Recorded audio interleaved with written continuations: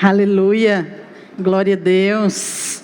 Bom estar aqui com os irmãos, irmãs, com você também aí que está assistindo a nossa live. Quero dar também as boas-vindas, embora nós já fizemos isso aqui. Quero fazer mais uma vez, em nome da Igreja Videira, em Goiânia, a cada um dos nossos irmãos que estão assistindo esta live, essa ministração, esse evento, em vários continentes. Os irmãos da América do Sul, aleluia. Os irmãos da América do Norte, os irmãos da Europa, os irmãos da África e da Ásia. Glória a Deus. Vamos dar uma salva de palmas para esses irmãos. Aleluia. Aleluia. Tenho certeza que hoje é um dia profético para nós. Amém? Porque nós não planejamos que fosse dessa maneira. Quando planejamos o nosso ano, nós pensamos que estaríamos hoje ali no ginásio, no Goiânia Arena. Mas o Senhor nos viu aqui, amém? E eu creio que o Senhor preparou esse dia. Mas olha, tudo aquilo que Deus tinha para nós ali naqueles 3 dias, ou 2 dias de conferência, nós vamos receber nessas 4 horas, amém? Glória a Deus, eu creio. Eu não sei se você percebeu no início ali do vídeo que nós passamos, que tinha uma ampulheta que falava a respeito do tempo, percebeu? Quantos perceberam? Eu queria então chamar a sua atenção para essa questão do tempo. Pense uma coisa, se você soubesse que pessoas estavam correndo risco de vida, ou que alguém estivesse gritando por socorro, qual seria a sua reação? Se alguém gritasse pedindo socorro ou para chamar uma ambulância, como que seria a sua reação? Será que você iria de uma maneira calma, tranquila? Você pega o telefone, o celular e vai andando, aí de repente você resolve ligar para uma amiga. Aí você passa na frente do espelho, dá uma retocada na maquiagem. Aí depois fala, lembrei, tem que ligar para a ambulância. Será que é assim a nossa reação? Penso que não. Porque quando você ouve um pedido de socorro, você entende que é urgente. Você entende que você não tem tempo de perder. E essa é a mensagem desta live. Esta é a mensagem que hoje nós estamos aqui proclamando. Por isso, eu queria pedir para você fazer algo. Eu sei que aqui todos estão usando máscara, mas ainda assim dá para você fazer isso. Pergunte para a pessoa que está do seu lado, ou você aí na sua casa, quantos anos você tem?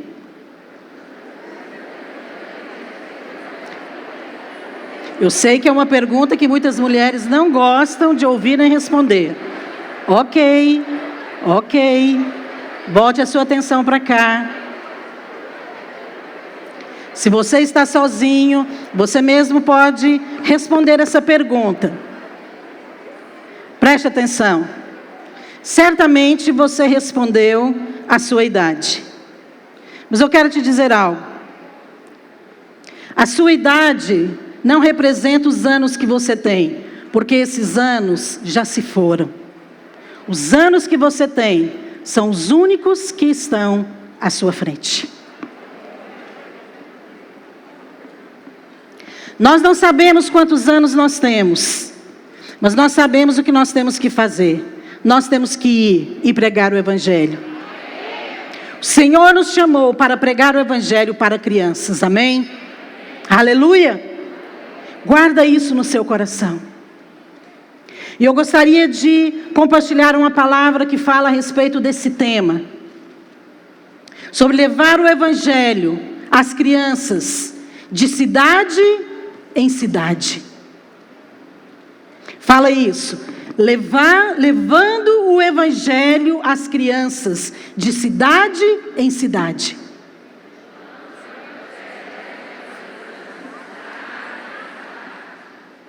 Olha o que a palavra de Deus diz em Isaías 54, no versículo 3. Diz assim: a tua posteridade possuirá as nações e fará que se povoem as cidades assoladas.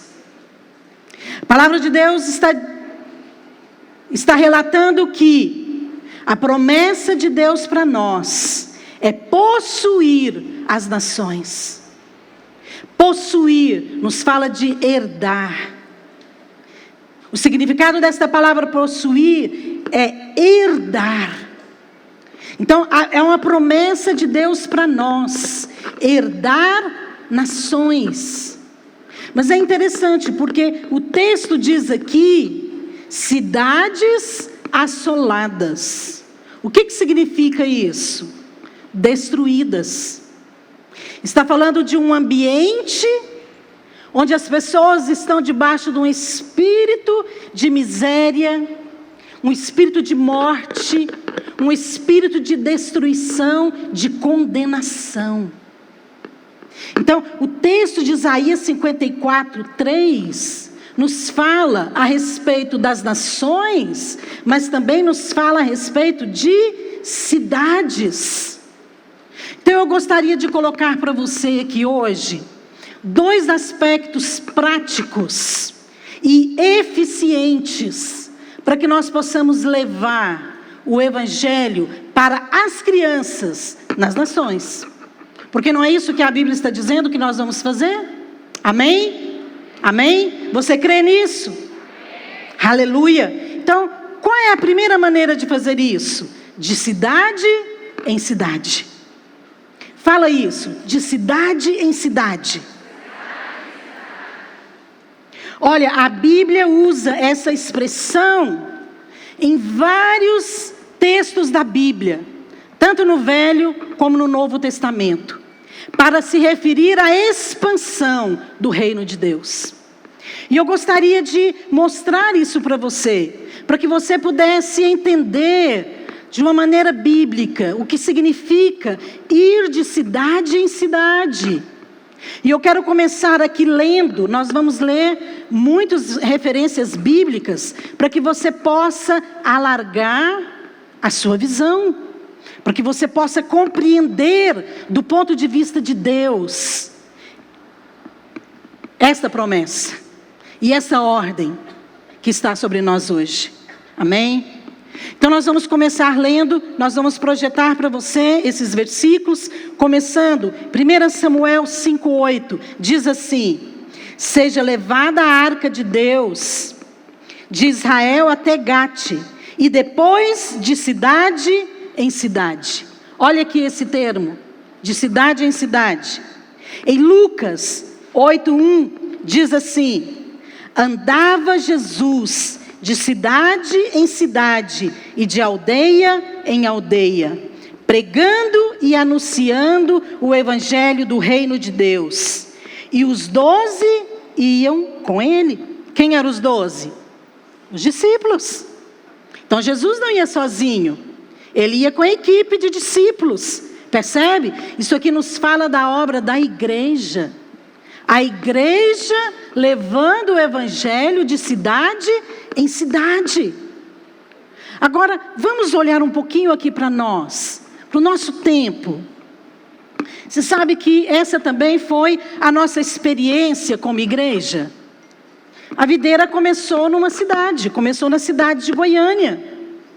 Mas depois nós fomos crescendo, e aí nós abrimos igrejas nas capitais do Brasil, e depois nós fomos também alargando as nossas conquistas, né? O reino de Deus, e alcançamos as nações. Hoje nós estamos transmitindo esse evento, esta videoconferência para muitas nações. Mas não começou assim, começou em uma cidade. Começou de cidade em cidade. Já pensou o que está sendo escrito sobre nós? O mesmo que estava escrito aqui em Lucas. Então a videira foi levando o reino de Deus, de cidade em cidade. Então o Ministério Radicais Kids foi crescendo, de cidade em cidade. Aleluia!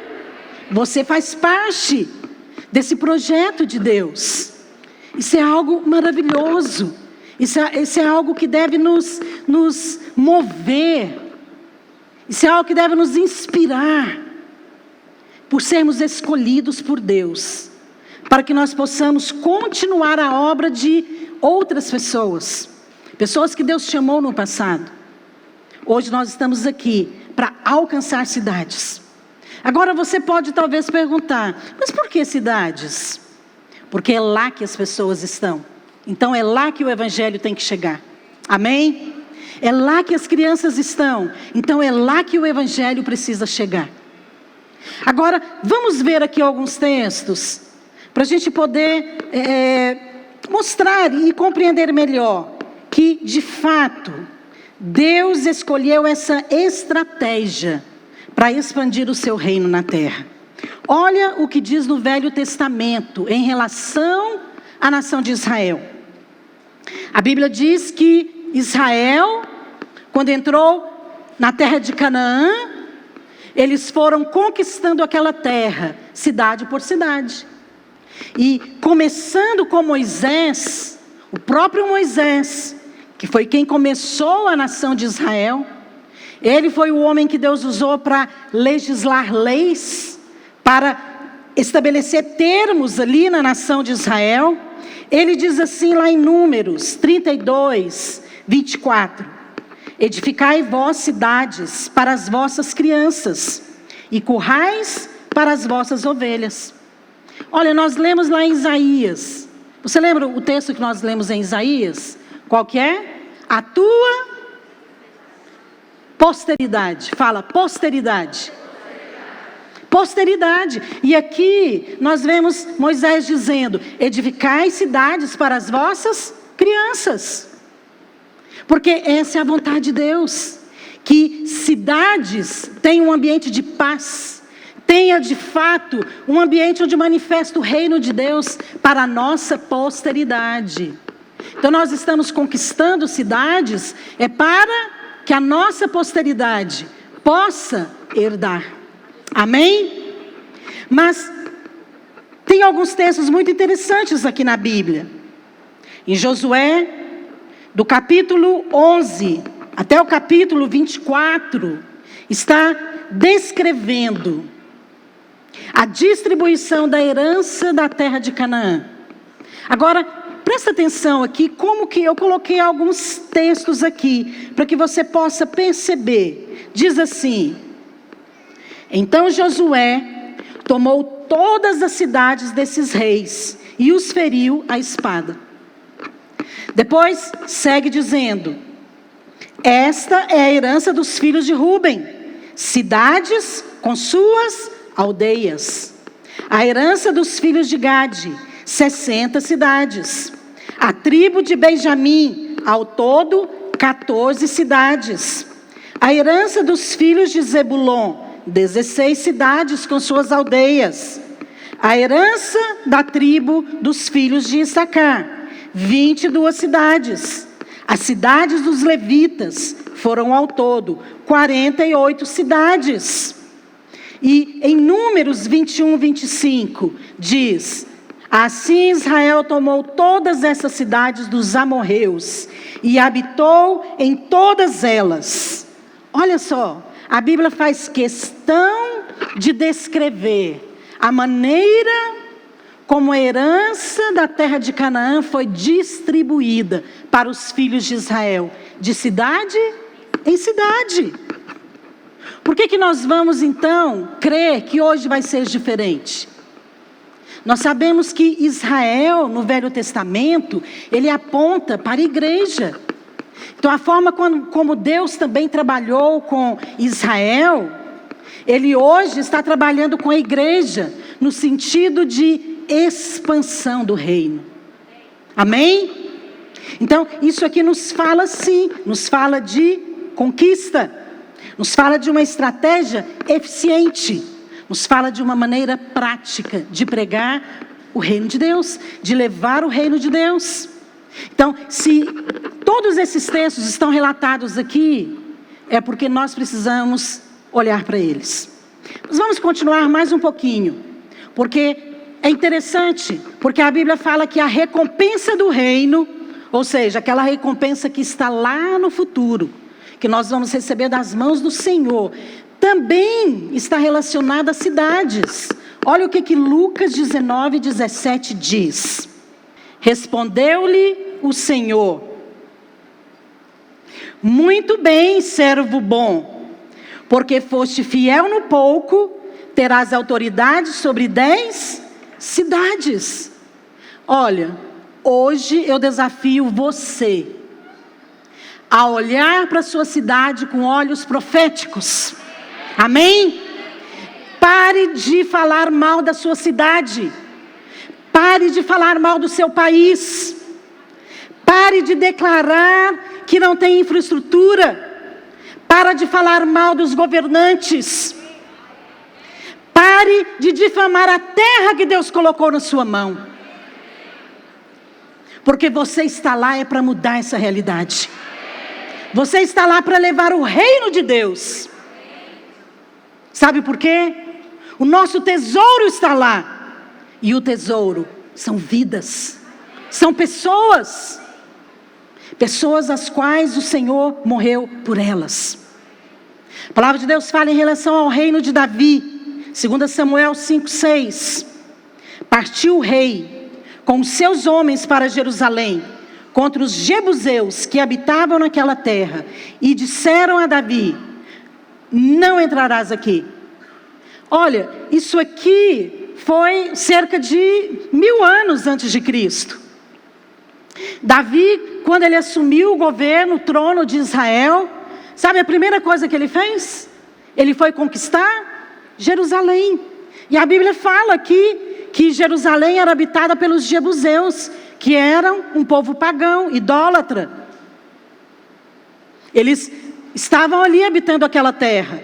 E no entanto eles falaram: Davi, aqui você não entra. Mas a Bíblia relata que Davi então teve uma estratégia da parte de Deus e ele tomou Jerusalém. E sabe o que aconteceu? A partir dali, daquela cidade, ele foi expandindo o reino de Israel. Olha que coisa poderosa, olha que coisa maravilhosa isso. O ministério de Jesus, Mateus 9:35, diz assim: e percorria Jesus todas as cidades e povoados, ensinando nas sinagogas, pregando o evangelho do reino e curando toda sorte de doenças e enfermidades. Olha, o ministério de Jesus era modelo para aquela igreja que estava nascendo. Como que o ministério de Jesus acontecia? O que está falando em Mateus 9:35? Percorria Jesus algumas cidades? Todas as cidades. E ele fazia o quê? Pregava o evangelho. Ele curava as pessoas. Ele manifestava o reino de Deus.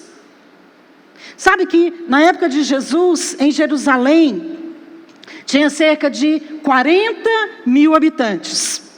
Olha, não era uma cidade tão grande assim. Para a época, sim. Mas se comparar com cidades hoje, talvez você more numa cidade muito maior.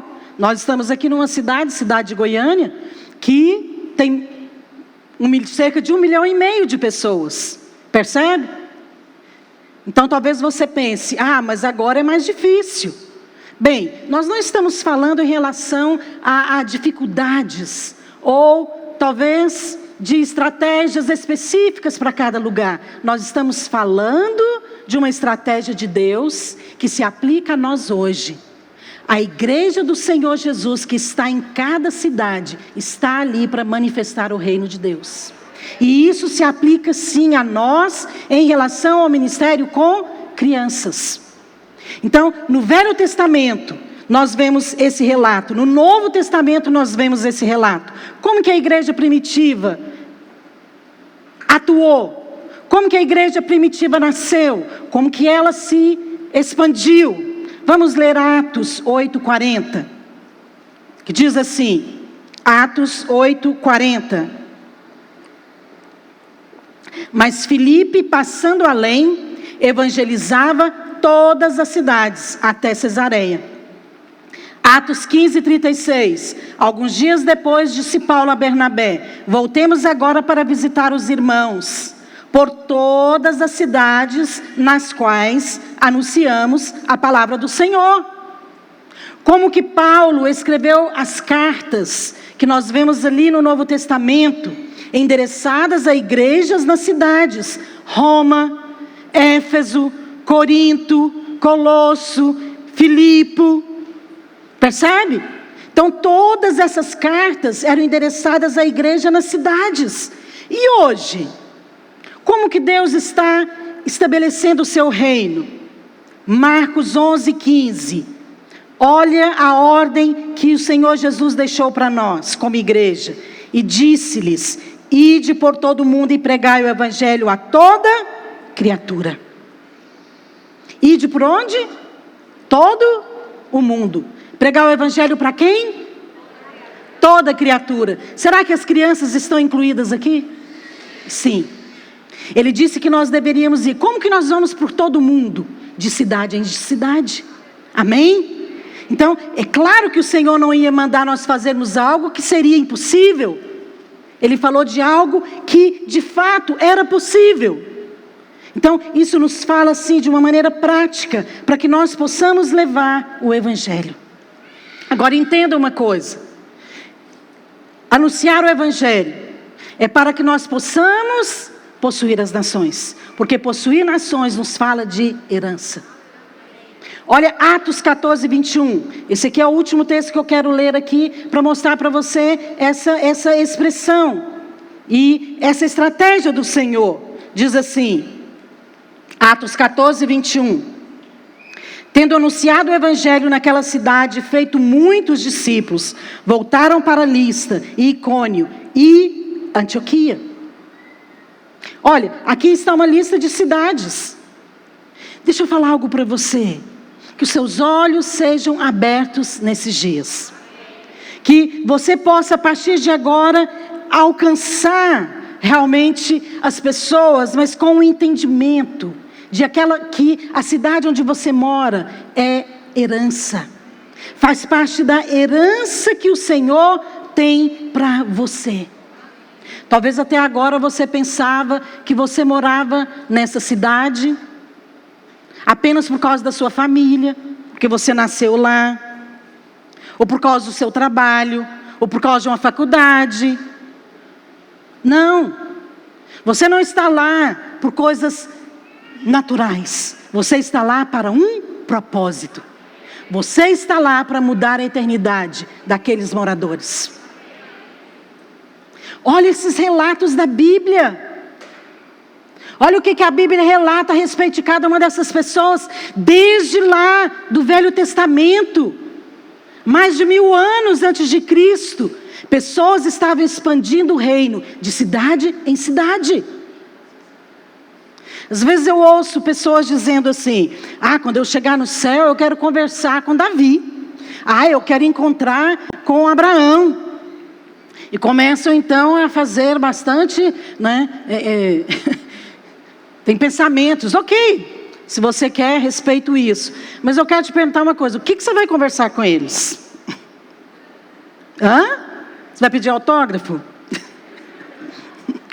O que você vai conversar com eles? Porque o relato deles aqui, eles vão falar o seguinte, eles vão falar: não, eu conquistei 10 cidades. O outro fala: não, eu conquistei 20, eu 35, eu 40. Você vai falar o quê? Esse é o assunto. Sabe quando você chega numa roda, que as pessoas estão falando ali de um assunto, mas de repente você não conhece o assunto, você fica meio, você fica meio fora assim, fala: gente, parece que eu não domino esse assunto, vou para outra roda. Mas lá no céu é só cidade, é só conquista de cidades. Sabe o que você vai falar? Você vai dizer: eu fiz parte do Ministério Radicais Kids, e nós conquistamos 300.000 crianças. Aleluia! Nós estamos aqui para ir de cidade em cidade, para que nós possamos possuir as nações, para que nós possamos manifestar o reino de Deus. A palavra de Deus fala que Moisés, quando foi tirar o povo do Egito, Ele seguiu as instruções do Senhor à risca. E Deus falou para ele: Moisés, é para ir todo mundo. Não deixe ninguém para trás. Nenhuma unha ficará. Ele falou: tá bom, Senhor. Então nós vamos. As mulheres, os homens, os jovens, as crianças, os rebanhos. E essa é a vontade do Senhor. Eu não sei quantos avós tem aqui. Nem vou pedir para levantar a mão. Porque a maioria aqui é mulher. Ok? Mas eu sou avó de 4 meninas. E talvez você é casado. Talvez você em casa também, você é casado ou casada. Você já percebeu que quando você chega na casa dos avós, se chegar só o casal, qual a primeira coisa que eles vão perguntar? As crianças não vieram? Então, você que tem filho, você vai almoçar na casa da sua mãe domingo, larga os filhos em outro lugar. Qual a primeira coisa que sua mãe vai perguntar? Ou seu pai? As crianças não vieram? Por quê? Porque faz parte da família. Agora me diz uma coisa, se nós estamos interessados nas crianças, porque diz que coração de avô e avó é mole, né? Ok, mas se nós somos assim com a nossa posteridade, como é que você acha que vai ser com Deus? Se você chegar lá, Deus vai fazer essa pergunta para você. Fala, e as crianças não vieram? E as crianças da sua cidade, elas não vieram com você? Nós estamos aqui para conquistar crianças de cidade em cidades. Amém? Aleluia! Porque essa é sim a vontade do Senhor. Agora, eu gostaria de colocar aqui um segundo aspecto, que também é muito importante. Então, se você perguntar hoje, como que nós vamos levar o Evangelho para as crianças, de uma maneira prática, de uma maneira eficiente, de cidade em cidade, você já tem uma resposta pronta, para que você possa saber a direção que você vai seguir. Você já entende que você está nessa cidade para ser bênção. Você está lá para abençoar essas pessoas. Sabe por quê? Onde o Evangelho chega, ele muda a realidade das pessoas naquele lugar. Então, não é uma questão de cultura. Não é uma questão de ter uma cidade difícil ou fácil. Você acha que aquelas cidades ali que eu li desses textos eram fáceis? Não. Tinham inimigos. A palavra de Deus fala de Caleb, que ele estava no grupo ali de Josué, que foi conquistar Canaã. E Caleb então fala, me dá aquelas cidades fortes, aquelas cidades que tem os gigantes, as cidades dos montes, porque é lá que eu vou conquistar. Difícil, mas ele conquistou. Você acha que as cidades na época de Jesus eram fáceis também? Não, não existe conquista fácil. Conquista de cidades é para aqueles que creem. Aleluia! E eu creio que o Senhor vai abençoar você, porque a palavra de Deus fala em 2 Coríntios 8:9, diz assim, pois conheceis a graça do nosso Senhor Jesus Cristo, que sendo rico, se fez pobre por amor de vós, para que, pela sua pobreza, vos tornasseis ricos. Quem que vai tomar posse desta palavra? Aqueles que conhecem a graça. Pois conheceis a graça. Não é pela força do homem, não é pelo braço do homem. Não está falando aqui de profissionais, não está falando aqui de coisas humanas. Essas coisas podem sim contribuir para o desenvolvimento de um lugar, mas a Bíblia está falando de um tesouro muito maior. A Bíblia está falando do coração das pessoas, aquilo que o dinheiro não pode tocar, não pode comprar. Está falando da salvação eterna de famílias. Só a igreja pode realizar essa obra no poder do Espírito Santo. E esse é o segundo aspecto. Como nós vamos então alcançar as crianças de cidade em cidade? Pregando o Evangelho e manifestando o poder de Deus.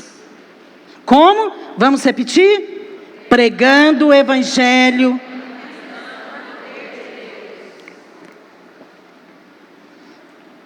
Essa é a maneira prática que a Bíblia diz manifestar o poder de Deus. Romanos 1,16 diz, porque o Evangelho é poder de Deus. Se nós estamos levando o Evangelho, se nós estamos levando a palavra viva, se nós estamos levando o reino de Deus, se nós estamos falando de Cristo, então o poder de Deus vai se manifestar, porque o Evangelho é poder de Deus. E eu gostaria de ler um texto aqui, que fala a respeito de um homem, que levou o Evangelho sim, um homem chamado por Deus, levou o Evangelho a uma cidade, e aconteceu algo tremendo ali, a ressurreição de uma criança. E eu gostaria de ler esse texto com você, 2 Reis 4, 1:36, diz assim: certo dia, passou Eliseu por Sunem, onde se achava uma mulher rica, a qual o constrangeu a comer pão. Daí, todas as vezes que passava por lá, entrava para comer. Ela disse a seu marido: vejo que este que passa sempre por nós é santo homem de Deus.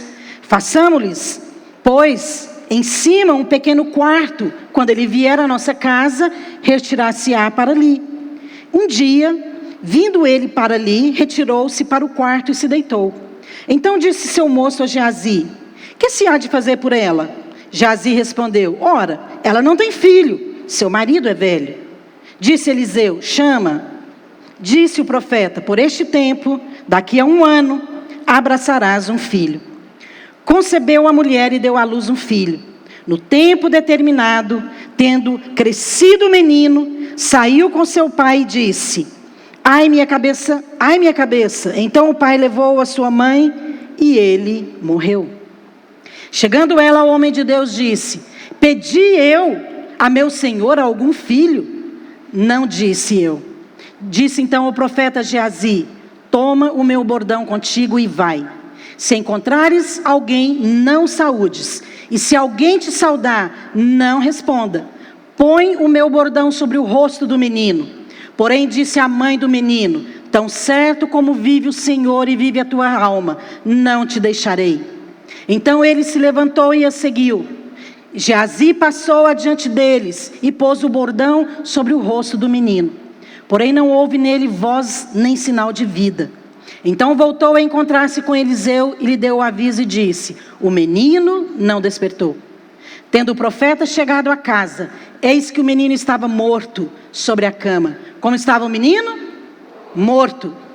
Então entrou, fechou a porta sobre ambos e orou ao Senhor. Subiu à cama, deitou-se sobre o menino e pondo a sua boca sobre a boca, os seus olhos sobre os olhos dele e as suas mãos sobre as mãos dele, se estendeu sobre ele e a carne do menino aqueceu. Estendeu este o menino, levantou-se e andou no quarto uma vez de lá para cá e tornou a subir e se estendeu sobre o menino. Este expirou 7 vezes e abriu os olhos. Então chamou a sunamita e lhe disse: toma o teu filho. Uau! Uau!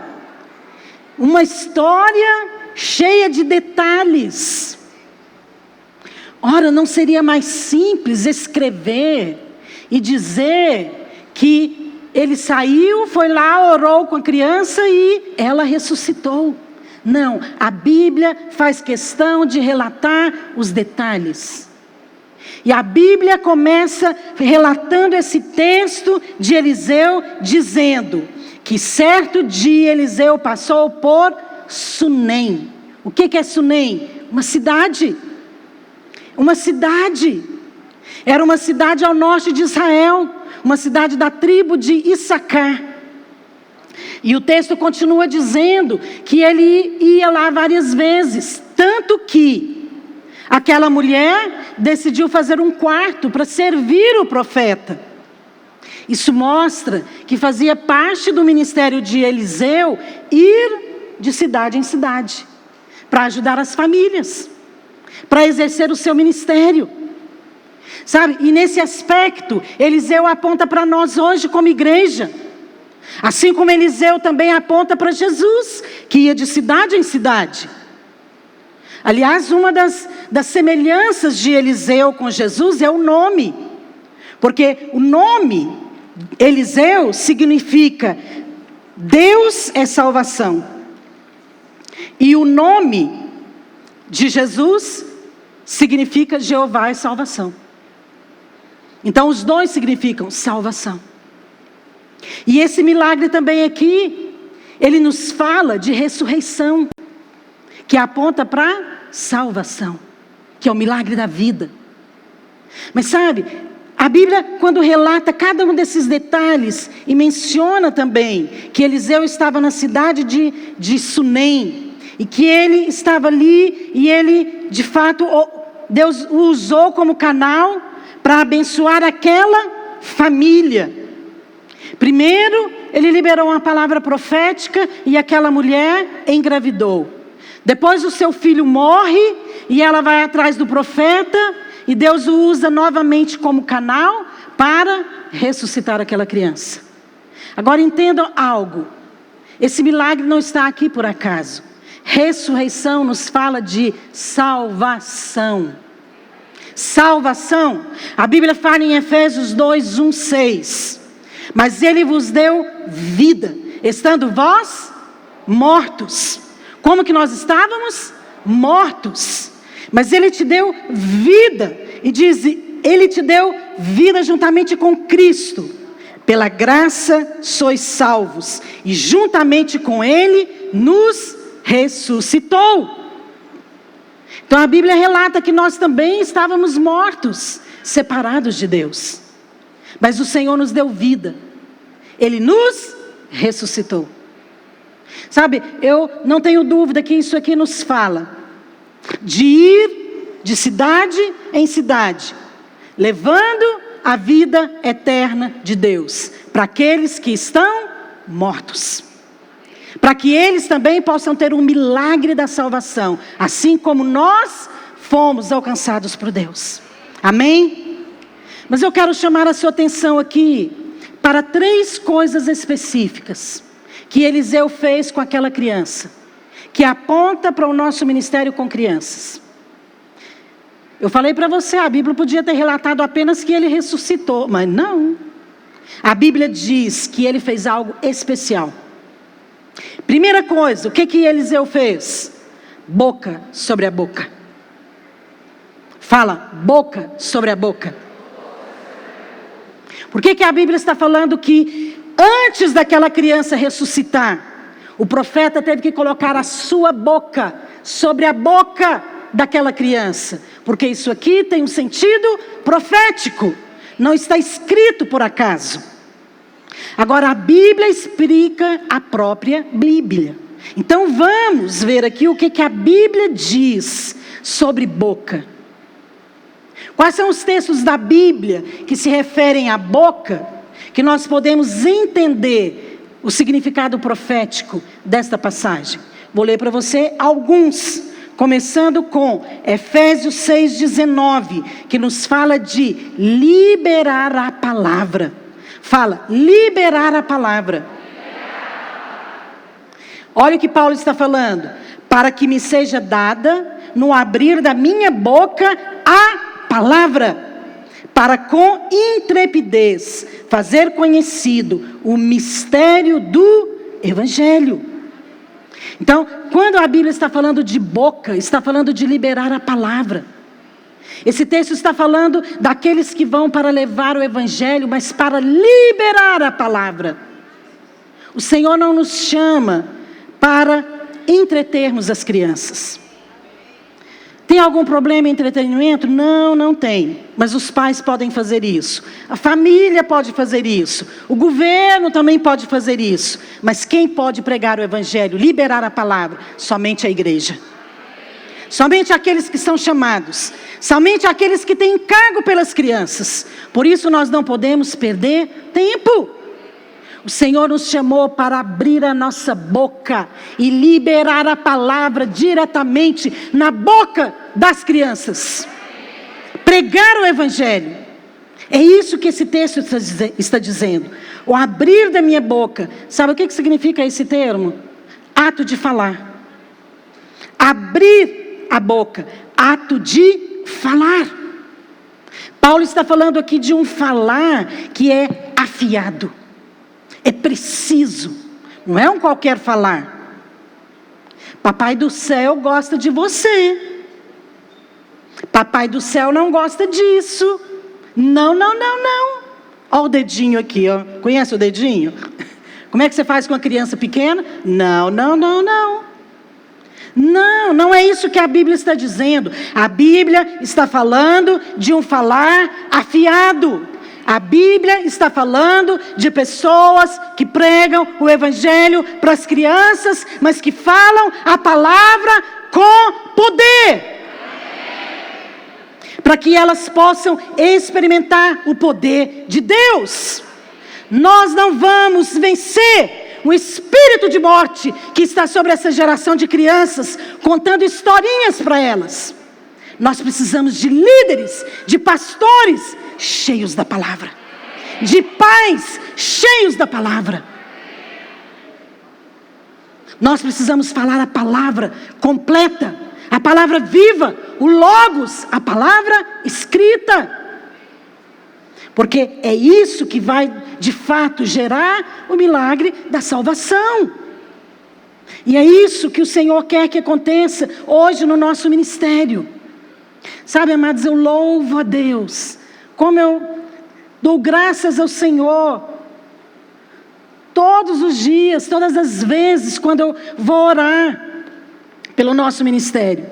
Eu louvo ao Senhor por cada irmã que Ele tem levantado, em cada cidade, em cada nação, para pregar o Evangelho às crianças. Sabe por quê? Porque isso não é obra minha. Eu não fui nesses lugares fazer apelo para as mulheres. Eu não fui fazer conferências para convidar pessoas ou voluntários para liderar crianças. Não, você está aqui porque você ouviu um chamado de Deus. Deus te levantou e você entendeu a urgência. A urgência de levar uma mensagem. Eliseu era um profeta de Deus. A Bíblia o chama várias vezes de homem de Deus. E o homem de Deus, nesse texto aqui, sabe por quê? Ele era um mensageiro. Ele tinha uma mensagem. E aquela mensagem tinha que chegar. Era urgente. Vidas dependiam de receber aquela mensagem. Sabe um contexto semelhante a esse? É o contexto de Esther. A Bíblia fala que o povo, os judeus, eles estavam debaixo de uma sentença de morte. Mas quando o rei concede a petição de Esther, ele então fala para ela, então você agora pode avisar o seu povo que eles podem lutar pela sua vida. Qual foi a estratégia que ela usou? A Bíblia fala que ela usou os correios reais, os mensageiros do rei, para levar a notícia para cada família, que naquele dia que estava decretado a sentença de morte sobre eles, eles poderiam se levantar e lutar e defender a sua casa. E foi assim que eles foram salvos. Mas olha, uma estratégia que dependia da eficiência do mensageiro. A eficiência do mensageiro. Será que nós estamos chegando a tempo com a mensagem do Evangelho para as crianças? Enquanto muitas igrejas ainda se preocupam com a teologia, milhares de crianças estão morrendo. Milhares de crianças estão sendo hoje conquistadas através de um engano, um espírito de engano, que está hoje dominando as suas mentes. Uma criança hoje, ao final da sua infância, com 12 anos, ela já tem todo tipo de informação, boa ou ruim. Não é verdade? Sim.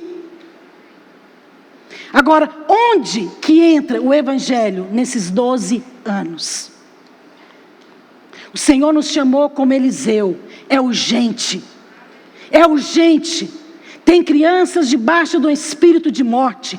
Como que nós vamos fazer isso? Boca sobre a boca. Boca sobre a boca. Liberar uma palavra de vida. Liberar o poder de Deus, que é o Evangelho.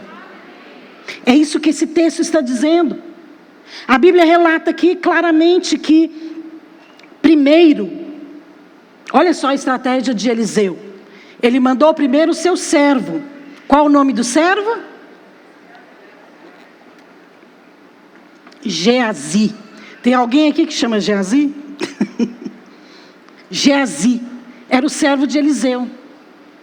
Mas a Bíblia relata que Geazi, ele não era realmente um discípulo muito fiel. Depois você pode ler ali a história. Mas sabe, a Bíblia diz que Eliseu disse para ele ir e fazer o quê? Colocar o bordão do profeta no rosto da criança. Geazi obedeceu? Sim, ele foi e fez isso. Funcionou? Não. Não funcionou. Por quê? Por que não funcionou? Porque era uma questão de autoridade espiritual. Bordão nos fala de autoridade espiritual, sim. Mas não basta você segurar um bordão. Não basta você ter um título. Não basta você ter uma posição. Você precisa ter a autoridade delegada de Deus. E essa autoridade delegada de Deus é a igreja local em cada cidade. O Senhor nos deu autoridade. Quando você vai liderar uma célula de crianças, ou outra célula, no nosso caso aqui as células de crianças, quando você vai para um encontro pregar o evangelho para as crianças, você está indo debaixo de uma autoridade que foi concedida pela igreja, pelo presbitério, pela palavra, pelo próprio Deus.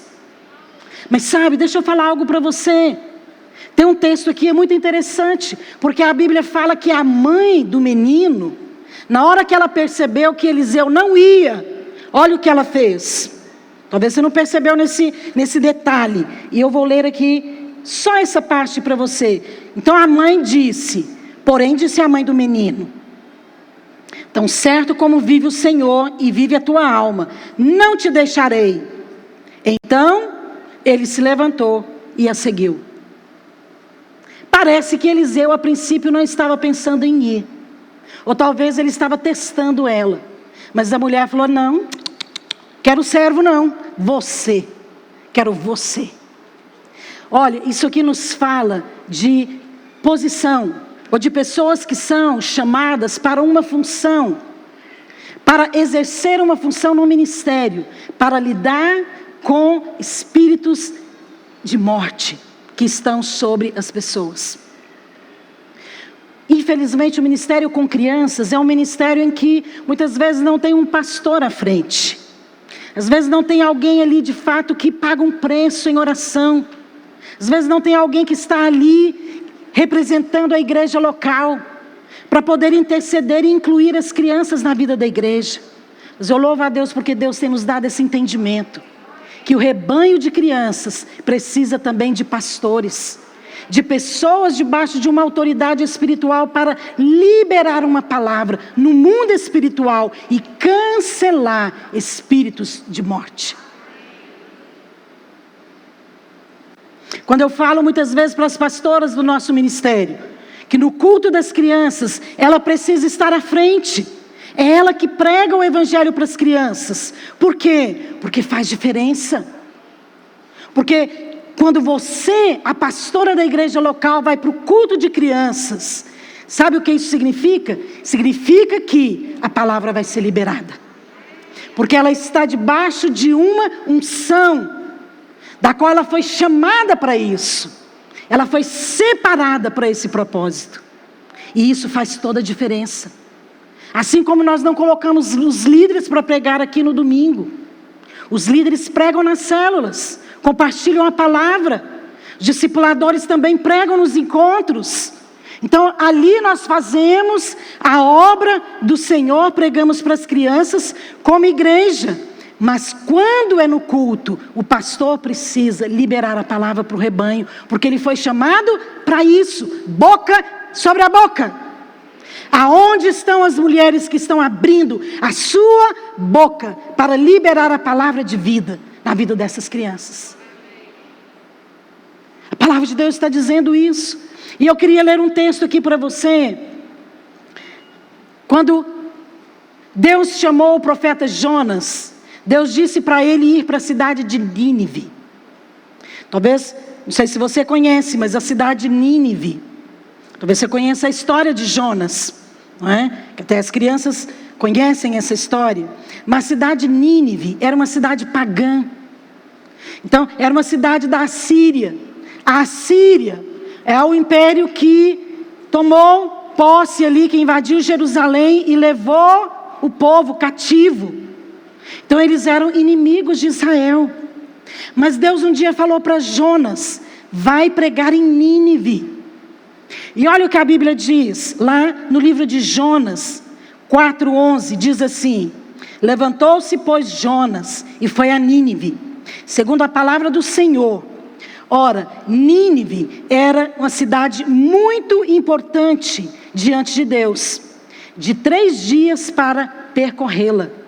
Ora, e não hei de eu ter compaixão da grande cidade de Nínive? Isso aqui é Deus que está falando. Eu não vou ter compaixão dessa cidade, ou seja, dessa grande cidade, em que há mais de 120 mil pessoas que não sabem discernir entre a mão direita e a mão esquerda. E também muitos animais. Esse é o relato aqui. Esse aqui é o argumento que Deus usou para convencer Jonas de ir pregar naquela cidade. Agora, como eu disse para você, o profeta olhou de uma maneira natural. Ele avaliou as circunstâncias de uma maneira natural. E ele falou: não, mas eles são inimigos de Israel. Sabe, os assírios também eram conhecidos por serem muito cruéis. Então, Jonas tinha uma lista de argumentos para não ir pregar naquela cidade. Mas Deus fala: mas eu não terei compaixão. E é interessante que o texto fala que a cidade de Nínive era muito importante para Deus. Para quê? Por que ela era importante? Aquela cidade não se invocava o Senhor. Eles não conheciam o Deus de Israel. Mas a Bíblia disse que era importante. Sabe por quê? Porque os sãos não precisam de médicos, e sim os doentes. Nós temos que ir para aqueles que não conhecem o Senhor. Existem muitas cidades hoje que estão debaixo do espírito de morte. E Deus precisa dos seus mensageiros para liberar a palavra de vida, abrir a sua boca. E nós estamos falando aqui de 2 profetas diferentes. Porque Jonas não queria pregar na cidade, mas Eliseu foi e pregou na cidade de Sunem. Nós temos 2 modelos aqui: daqueles que são chamados e liberam a palavra, e daqueles que são chamados, mas escolhem o momento, a hora, o lugar que lhe é conveniente para fazer a obra de Deus. Não é isso que Deus está falando. E eu quero chamar a sua atenção para esse termo aqui. A Bíblia diz assim: em que há mais de 120 mil pessoas que não sabem discernir entre a mão direita e a mão esquerda.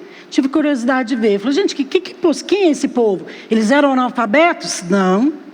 Era uma cidade muito grande. O texto fala que levava 3 dias para percorrer. Era uma cidade próspera, era uma cidade rica. Então não era uma cidade de analfabetos. Deus não estava preocupado aqui com a vida social deles, financeira. Então está falando de quem? Eu encontrei um comentarista falando desse texto, comentarista bíblico, e ele diz que em muitos lugares em Israel, comentários, eles acreditam que se refere a crianças. Aqueles que não sabem discernir, não sabem o que é lado direito nem esquerdo. Você já viu com criança? Vai brincar com criança, se você falar, uma criança pequena, lado direito, lado esquerdo. Ela sempre erra, porque ela muitas vezes não sabe discernir. Agora, vamos então considerar que de fato isso é verdade. Se está aqui é porque tem um significado. Então Deus fala: eu não vou ter compaixão de 120 mil crianças. Eu vou salvar essa cidade por causa delas. Abrir a boca, liberar uma palavra. É isso que os mensageiros fazem. É isso que significa boca na boca. Boca sobre a boca. Mas a palavra de Deus fala também que abrir a boca nos fala de confessar a palavra. Olha o que diz Romanos 10:9. Se com a tua boca confessares Jesus como Senhor, e em teu coração creres que Deus o ressuscitou dentre os mortos, serás salvo. Então, a salvação é pela graça, mas é mediante a confissão da fé. Então, o nosso chamado é para liberar a palavra na vida das crianças, mas é também para levá-las a confessar Jesus como seu Salvador. Se confessares com a tua boca, não é você que confessa para ela, é ela que precisa confessar. Então, nós cremos que na infância existe um momento em que a criança pode confessar Jesus. Como nós não sabemos essa idade exata em que ela vai fazer isso com consciência, com entendimento, o que nós fazemos? Nós pregamos o Evangelho desde a primeira infância, para que ela possa confessar Jesus desde os primeiros momentos da sua vida, desde os primeiros anos da sua vida. Amém? Para que a palavra possa entrar. Isso aqui está falando de salvação.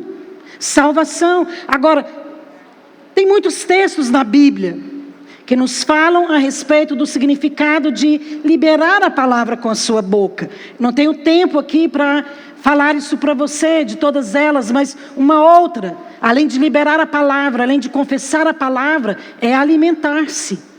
Então a Bíblia fala também que a palavra, ela nos alimenta. Nós usamos a nossa boca para comer. É interessante que num momento, tem um outro registro na Bíblia, que diz que Jesus ressuscitou a filha de Jairo. E que quando encerrou, quando a criança levantou, o que Jesus falou? Dê de comer, criança. Olha, ele podia falar, dá um banho nela, leva ela para passear, ou alguma outra coisa. Não, ele disse, dê de comer. Por quê? Porque depois da experiência do novo nascimento, da ressurreição, da salvação, nós precisamos nos alimentar da palavra. As crianças precisam comer. Olha, a criança não tem que entender o significado nutritivo dos alimentos. Ela só tem que comer. Que tipo de mãe que você é? Meu filho, come esse brócolis. Tem muita vitamina, tem muita proteína. Ou você é daquele tipo que fala assim, come.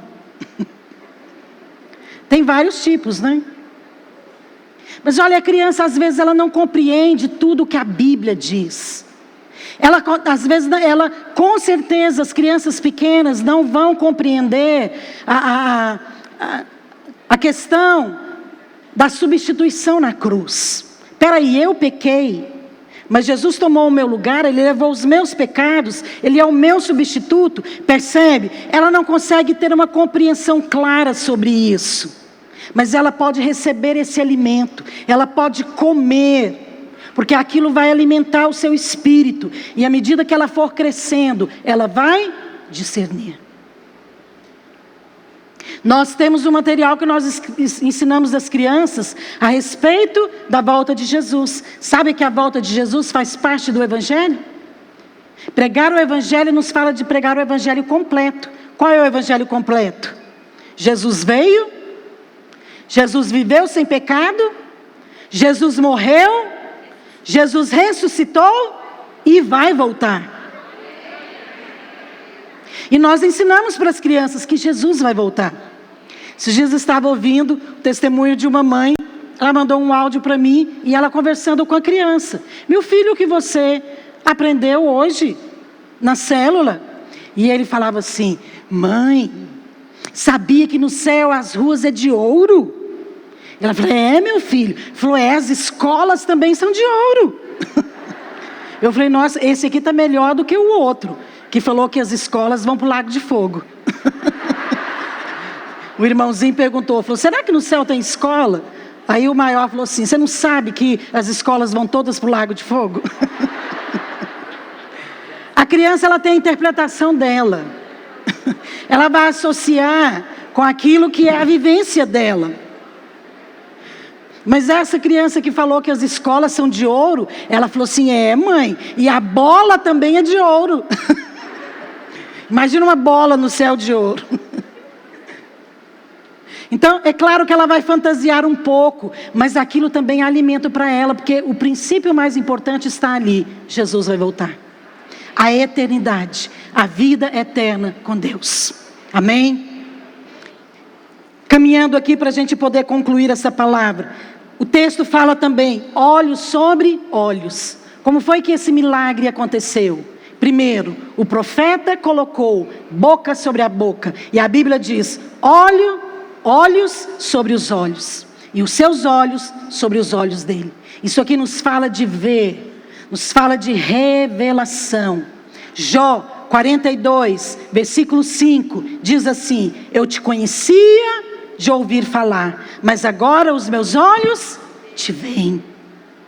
A Bíblia, quando vai se referir a olhos, ela está falando de revelação, ela está falando de um enxergar espiritual. Será que as crianças podem ter essa revelação? Podem, porque elas podem crer, elas podem exercitar a sua fé, elas podem exercitar o seu espírito, elas podem crer que a Bíblia é a palavra de Deus, elas podem crer que Jesus é o Filho de Deus. Precisa de revelação para isso, precisa de fé para isso. Salmo 119, 18 diz, desvenda os meus olhos, para que eu contemple as maravilhas da tua lei. Agora, no texto que nós vimos aqui, de Eliseu, aconteceu algo interessante, porque a Bíblia fala que o profeta deitou sobre a criança, colocou a boca sobre a boca dele, os olhos sobre os olhos dele, as mãos sobre as mãos dele, e o corpo da criança aqueceu. Mas aí o que ele fez? Ele levantou. E aí ele andou de lá, andou para cá. O que você acha que ele estava fazendo? Ele estava aquecendo também o espírito. E aí ele voltou e fez a mesma coisa. Sabe o que isso nos fala? De um processo. Um processo. O milagre da salvação é um processo. Revelação, olhos nos olhos, é um processo. Então às vezes a pessoa não vai entender na primeira vez que você pregar. A criança às vezes ela não vai entender com 4 anos. Por isso você tem que ensinar a mesma coisa com 6 anos. A mesma coisa com 7 anos. A mesma coisa com 11 e 12 anos. A palavra de Deus fala que Jesus curou um cego em Betsaida, que era uma outra cidade. E ele então passou saliva nos olhos dele. A Bíblia relata esse milagre. Olha, é tão interessante porque também ele não foi curado na primeira vez. E era o próprio Jesus. Jesus desistiu? Falou, não, outro dia eu termino esse milagre. Não, a Bíblia fala que Jesus então insistiu e orou com aquele cego e perguntou, você está vendo? Eu falei, eu estou vendo mais ou menos, estou vendo as pessoas como árvores. Conhece essa passagem? Aquilo ali nos fala que a visão ainda não era clara. A revelação não era completa, mas Jesus então orou novamente e o milagre aconteceu. É o que a Bíblia fala em relação a Eliseu. Eliseu novamente colocou-se sobre o corpo daquela criança e aí o menino abriu os olhos. Revelação. O Senhor nos chamou para levar a palavra viva. O que é revelação? É Cristo. O Senhor nos chamou para revelar Cristo às crianças. Essa é a nossa mensagem, esse é o nosso ministério. Nós não estamos aqui para contar uma história. Nós estamos aqui para revelar Cristo às crianças. E por último, o texto diz, mãos nas mãos. E as suas mãos, e colocou as suas mãos sobre as mãos dele. Mãos nos fala de obras. Obras. Fala boca sobre a boca, fala de liberar a palavra. Olhos sobre os olhos, fala de revelar Cristo. E mãos sobre as mãos, falam de obras. Sabe o que significa obras? Serviço. Sabe o que significa? Sacerdócio. O O que nós estamos fazendo com as crianças no processo espiritual na infância? Exatamente isso aqui. Evangelizando, ensinando e treinando as crianças. Eliseu fez isso com aquela criança. E o que aconteceu? Ele recebeu vida. E ele se levantou pelo poder do Espírito Santo. 2 Timóteo 3,16. Toda escritura é inspirada por Deus e útil para o ensino, a fim de que o homem de Deus seja perfeito e perfeitamente habilitado para toda boa obra. Toda boa obra. O Senhor nos chamou para que nós pudéssemos fazer a obra do Senhor. Qual é essa obra? Pregar o Evangelho e fazer discípulos. Fala, pregar o Evangelho e fazer discípulos. Mas não apenas isso, pregar o Evangelho, fazer discípulos desde a infância. Amém? Você crê nisso? Pois então entenda algo. Obras têm valor diante de Deus.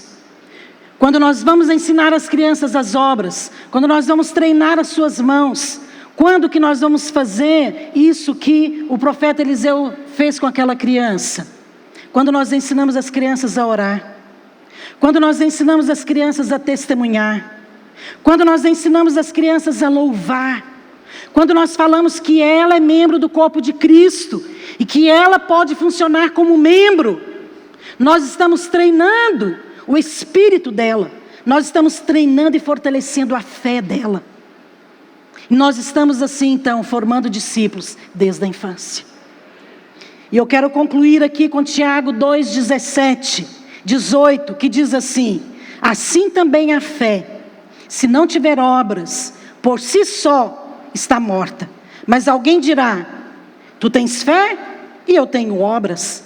Mostra-me essa tua fé sem as obras, e eu, com as obras, te mostrarei a minha fé.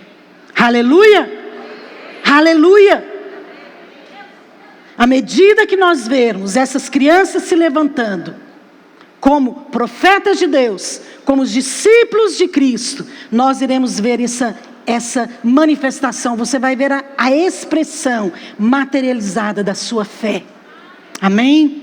E eu quero concluir aqui deixando essa palavra para você, porque eu creio que esse milagre da ressurreição desse menino, desse filho, dessa sunamita, aponta para o nosso ministério com crianças, nessas 3 dimensões, no espírito, na alma e no corpo. Nós temos que tocar o espírito das crianças com um novo nascimento, para que o Espírito de Deus possa liberar a vida eterna sobre eles, e eles possam nascer de novo. Nosso ministério precisa tocar a alma, no sentido de revelar na mente, de ter um ensino claro, para que eles possam compreender a palavra, para que eles possam aprender os princípios espirituais. E o nosso ensino também tem que tocar o corpo, para que eles sejam treinados desde a infância, para exercer o seu sacerdócio. Aleluia! E assim, eu creio que nós iremos fazer discípulos desde a infância. Como? Boca sobre a boca, evangelizando. Olhos sobre os olhos, ensinando a palavra. Mãos sobre as mãos, treinando-os para boas obras. Aleluia! Vamos ficar de pé. Eu gostaria que nós orássemos agora.